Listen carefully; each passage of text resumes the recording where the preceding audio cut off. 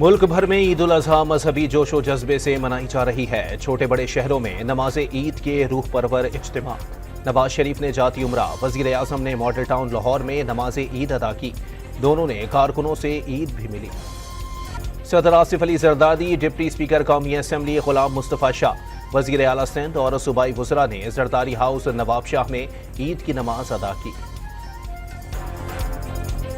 नमाज के बाद सुन्नत इब्राहिमी की पैरवी का सिलसिला जारी। पेशावर और इस्लामाबाद में महंगाई की वजह से इज्तिमाई कुर्बानी का रुझान। कोयटा में 85 बैल, 2 ऊंट और 4 बकरों की कुर्बानी। ईद के दिन पेशावर के साथ मौसमी कसाईयों के भी 100 नखरे। बैल पर छुरी फेरने के 20 और बकरे के 10,000 रुपए लेने लगे। एक साथ कई जानवर पकड़ लिए। जानवरों की कुर्बानी हो गई। खवातीन ने किचन संभाल लिए। पहले मरहले में चटपटी कलेजी तैयार कर ली गई। कलेजी से शुरू होने वाले मजेदार पकवान बनाने का सिलसिला 3 दिन तक जारी रहेगा।